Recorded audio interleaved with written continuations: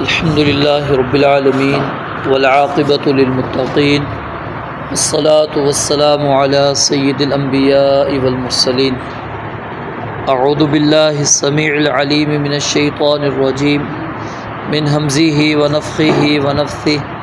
بسم اللہ الرحمن الرحیم وَاعْبُدُوا اللَّهَ اور اللہ تعالیٰ کی عبادت کرو وَلَا تُشْرِكُوا بِهِ شَيْئًا اور اس کے ساتھ کسی چیز کو شریک نہ بناؤ وَبِالْوَالِدَيْنِ إِحْسَانًا اور ماں باپ کے ساتھ اچھا سلوک کرو وَبِذِي الْقُرْبَى اور قرابت والوں کے ساتھ والیتامی اور یتیموں کے ساتھ والمساکین اور مسکینوں کے ساتھ والجار ذی القربى اور قرابت والے ہمسایوں کے ساتھ والجار الجنوبی اور اجنبی ہمسایوں کے ساتھ والصاحب بالجنب اور پہلو کے ساتھیوں کے ساتھ وابن السبیل اور مسافر کے ساتھ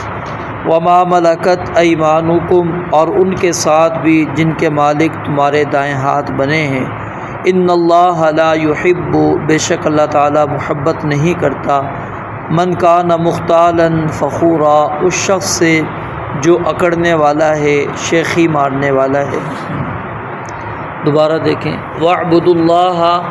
اور اللہ تعالیٰ کی عبادت کرو وَلَا تُشْرِكُوا بِهِ شَيْئًا اور اس کے ساتھ کسی چیز کو شریک نہ بناؤ وَبِالْوَالِدَيْنِ إِحْسَانًا اور والدین کے ساتھ اچھا سلوک کرو وَبِذِي الْقُرْبَى اور قرابت والوں کے ساتھ والیتامی اور یتیموں کے ساتھ والمساکین اور مسکینوں کے ساتھ والجار ذی القربى اور قرابت والے ہمسایوں کے ساتھ والجار الجنوبی اور اجنبی ہمسایوں کے ساتھ والصاحب بالجنب اور پہلو کے ساتھی کے ساتھ وابن السبیل اور مسافر کے ساتھ وما ملکت ایمانکم اور ان کے ساتھ بھی جن کے مالک تمہارے دائیں ہاتھ بنے ہیں ان اللہ لا یحب بے شک اللہ تعالی محبت نہیں کرتا من کان مختالا فخورا اس شخص سے جو اکڑنے والا ہو شیخی مارنے والا ہو۔ گزشتہ آیات کے اندر اللہ تعالی نے میاں بیوی کے معاملات کو ذکر کیا، اب اس کے بعد اللہ تعالیٰ نے حقوق کا تذکرہ کیا ہے، اور اس آیت کے اندر اللہ تعالیٰ نے کئی چیزوں کو جمع کر دیا ہے، اور سب سے پہلے اپنی ذات کا حق بیان کیا ہے کہ اکیلے اللہ کی عبادت کرو اور اس کے ساتھ کسی بھی قسم کا کوئی شریک نہ بناؤ، یعنی اللہ تعالیٰ کی ذات کے اندر بھی شریک نہیں بنانا، اور نہ ہی اللہ کی صفات کو کسی اور کے اندر تسلیم کرنا ماننا کہ وہ بھی اسی طرح ہی تصرف کرنے کا اختیار رکھتا ہے جس طرح کہ اللہ رب العالمین کی صفات ہیں، تو یہ صفات کے اندر کیا ہو جائے گا؟ شرک ہو جائے گا۔ تو اللہ تعالیٰ کے ساتھ کسی بھی اعتبار سے شریک نہیں بنانا۔ اس کے بعد پھر والدین کا تذکرہ کیا، کیونکہ وہ انسان کا اس دنیا میں آنے کا سبب بنتے ہیں، تو ان کے ساتھ اللہ رب العالمین نے احسان کا ذکر کیا۔ وَبِذِي الْقُرْبَى اور اس کے بعد پھر قرابت دار جو رشتہ دار ہیں ان کے ساتھ احسان کا حکم دیا ہے، اور نبی علیہ الصلوۃ والسلام نے وہ بہترین صدقہ قرار دیا ہے جو انسان اپنے قرابت دار کو دیتا ہے، کیونکہ اس کے اندر ڈبل اجر ہے، ایک صلہ رحمی کا اور دوسرا صدقہ کرنے کا بھی اجر ان کو حاصل ہوتا ہے۔ والیتامی اور یتیموں کے ساتھ، یتیموں کے متعلق بھی رسول اللہ صلی اللہ علیہ وسلم نے بڑی تاکید کی ہے اور فرمایا کہ انا وکافل الیتیم، میں اور یتیم کی کفالت کرنے والا جنت میں اس طرح ہوں گا جس طرح کہ یہ شہادت کی انگلی اور درمیان کی انگلی کو آپ نے ملا کر اس طرح بتلایا۔ اور اسی طرح والمساکین اور مسکینوں کے بارے میں آپ نے پیچھے بھی پڑھ لیا۔ والجار ذی القربى، یہاں والجار ذی القربى سے مراد یعنی وہ پڑوسی ہیں جو آپ کے عزیز ہیں، آپ کے رشتہ دار ہیں، جن کا آپ کے ساتھ یعنی کوئی نہ کوئی تعلق ہے رشتہ داری والا، لیکن وہ ساتھ میں پڑوسی بھی ہیں۔ والجار الجنوبی اور اس کے اندر وہ پڑوسی ہیں جو آپ کے اجنبی ہیں یعنی رشتہ دار نہیں ہیں، تو اس کے اندر یعنی کہ دونوں کے ساتھ حسن سلوک۔ اور سیدہ عائشہ صدیقہ رضی اللہ تعالیٰ عنہ نے نبی علیہ الصلوۃ والسلام سے پوچھا تھا کہ میں کس کے ساتھ احسان کروں،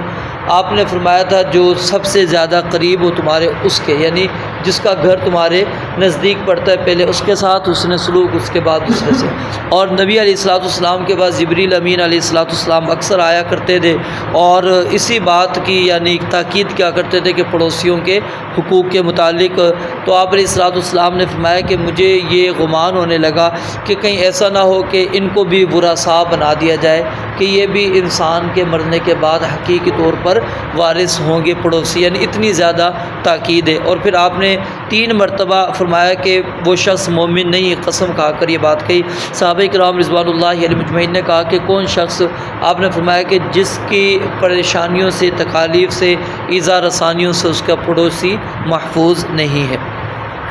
پھر آگے فرمایا والصاحب بالجنب، یعنی پہلو کا ساتھی، اس سے اندر آپ کا ہم نشین دوست جو ہوتا ہے وہ ہوتا ہے، کلاس فیلوز اس کے اندر آ جاتے ہیں، یا اس کے اندر پھر بیوی بھی شامل ہے، پھر اسی طرح جو کاروباری سلسلے کے اندر آپ کے ساتھ جن کی ملاقاتیں ہیں وہ سب، یعنی والصاحب بالجنب کے اندر جو آپ کے ساتھ کام کرنے والے یا جن کا زیادہ اٹھنا بیٹھنا آپ کے ساتھ ہے، تو وہ جنب کیا ہے؟ یعنی وہ آپ کا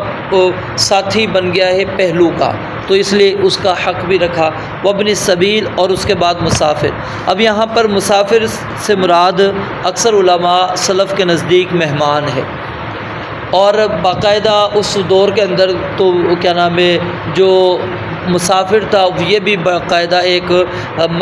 مصرف ہوتا تھا، کیونکہ اس وقت علاقے ایک دوسرے سے دور ہوا کرتے تھے اور پھر اس طرح کے انتظامات نہیں تھے کہ ہوٹل وغیرہ ہوں کہ کھانے پینے کا انتظامات آسانی سے ہو سکے یا رہائش کا ہو سکے، تو پھر کیا ہے، ظاہر ہے پھر وہ ان لوگوں پر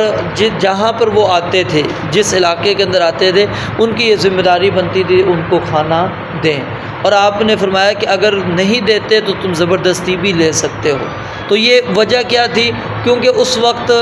انسان تو ایک اندازہ کر کے نکلا ہوتا ہے سفر کا، ذات راہ بھی انہوں نے لیا ہوتا تھا، پانی وغیرہ بھی ہوتا تھا، لیکن سفر کا کوئی پتہ تو نہیں پڑتا نا کہ سفر کتنا لمبا ہو سکتا ہے، کہاں تک بندہ جا سکتا ہے، تو اس لیے پھر یہ اسلام نے حق رکھا تھا کہ آپ مسافر کو جو ہے آپ دیں گے۔ تو یعنی اب اس کے اندر وہ علاقے خاص طور پہ کہ جہاں پر مثال گاؤں دیہات وغیرہ کے اندر کوئی آ جاتا ہے اجنبی شخص، تو پھر اس کے اندر ذمہ داری بنتی ہے اہل علاقہ کی کہ اس کو کھانے کا بندوبست کریں، اس کے لیے پھر رہائش کا بندوبست بھی کریں، کیونکہ وہ یہاں پر گاؤں کے اندر تو وہ ہوٹل وغیرہ کا سسٹم موجود نہیں، لیکن اگر وہ شہر کے اندر ہے، شہر کے اندر یہ آسانی کے ساتھ یعنی چیزیں آسانی کے ساتھ انسان کو مل جاتی ہے، کھانے کی چیزیں بھی آسانی سے مل جاتی ہیں، پھر رہائش کے لیے بھی کہیں نہ کہیں بندوبست انسان کا ہو جاتا ہے۔ تو اس سے پھر علماء نے مہمان بھی اسی وجہ سے شامل کر لیا کہ وہ آپ کے گھر کے اندر آ گیا ہے، چاہے آپ اس کو جانتے ہیں یا نہیں جانتے،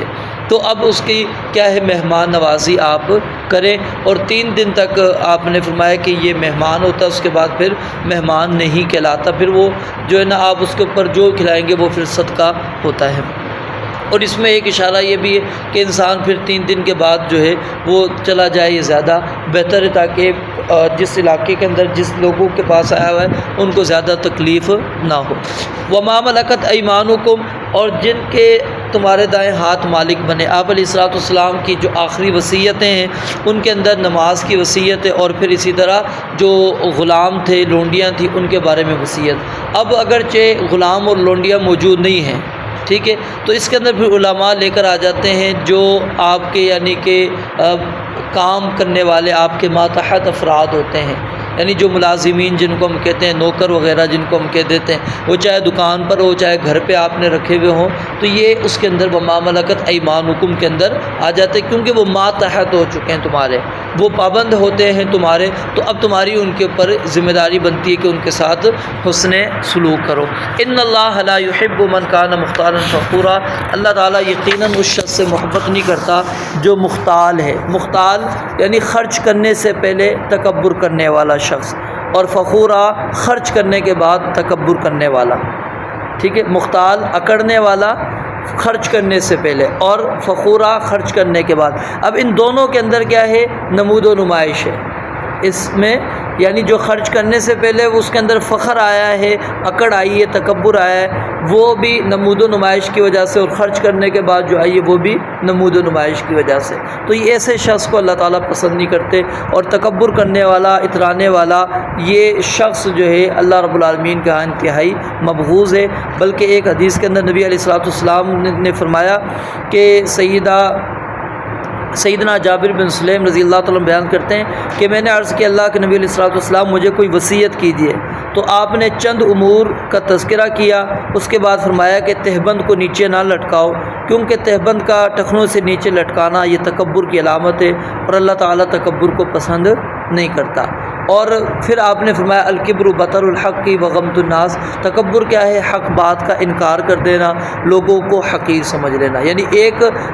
جو ٹکڑا ہے آخر والا وہ تو ہم سمجھ رہے ہوتے ہیں، کوئی بندہ کسی کو حقیر سمجھتا ہے، ہم کہتے ہیں جی متکبر ہے، لیکن حق بات کو قبول نہ کرنا، اس کا انکار کر لینا، یہ بھی تکبر کے اندر ہی آتا ہے۔ رب العالمین سے دعا ہے اللہ تعالیٰ سمجھنے عمل کرنے کی توفیق عطا فرمائے۔ وآخر دعوانا ان الحمد للہ رب العالمین۔